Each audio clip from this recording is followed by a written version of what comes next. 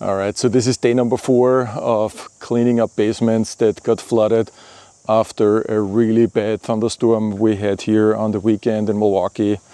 And a lot of basements took on water. Milwaukee is normally not very prone to flooding, but we had a thunderstorm that dumped in a very short time 8 to 10 inches, in some incidences more water in a very short time frame, totally overwhelming the stormwater system and getting a lot of people's basements flooded either with rainwater, stormwater, or in the worst case even with sewage coming out of the floor drain.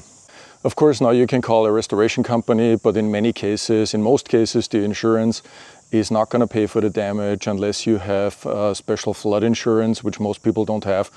So reaching out to a restoration company is of course a really good solution, but it will also cost some money. And a lot of you have reached out with questions about what to do and some tips and tricks. So I've been working on a number of basements over the last 4 days and learned a couple things. And so I thought I'll put this together rather quickly and share a few things in random order that will help you to get your basement put together again. If you did take water in your basement, your shop vac is really your best friend. The other tool that is super helpful is one of these puddle sucker pumps. So what's so special about them? This is not a submersible pump, but it is actually sitting on these little legs here and it's sucking in the water here on the bottom. That's why it's called a puddle sucker pump, because you can literally suck up puddles and it will just connect to a garden hose.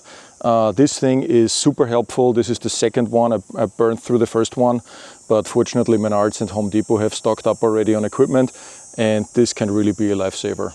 Most people have installed just regular home carpet with the pad in the basement, and that's not really suitable for this application. It can't get wet. The problem is that the pad soaks up the water and it's like a kitchen sponge. You can't dry it, so the only choice is to rip out the carpet and dispose the whole thing. We have really good experience with an indoor-outdoor carpet for basements, like this product here from Foss.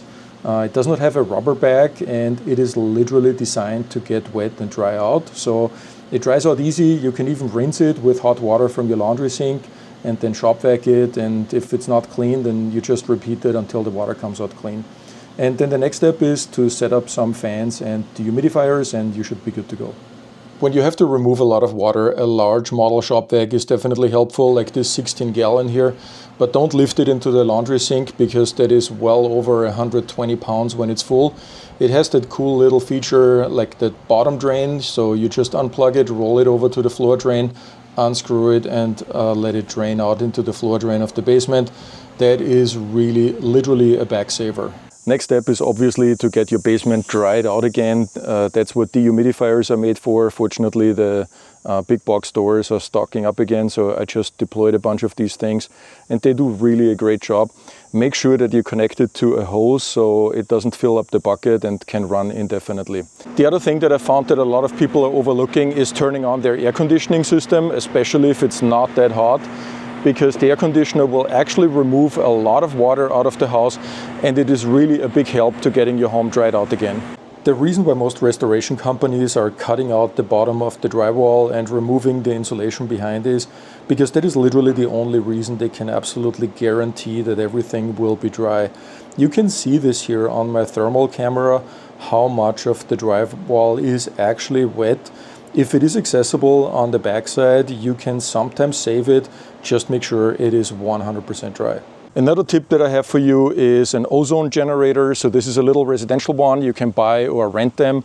Ozone generators are really good to get rid of all sorts of smells. Of course, also if you have a smelly basement, after it got wet, this is a really good way to disinfect it. Think of ozone as something in the air as chlorine would be in a swimming pool, and it really breaks down everything that is organic and gets rid of any smells. So that's what we're going to do now. When it comes to cleaning up, a lot of people are using water and bleach to disinfect and clean up a basement.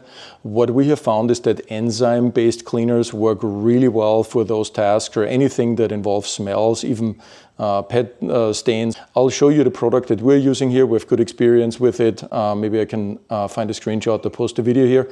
And then in order to apply it to large areas, I use a spray bottle like this one that makes it a lot easier than with the little handheld spray bottle. by the way, if your HVAC system is not working anymore, this might be the reason why this is the case. Electronics are very sensitive to getting flooded.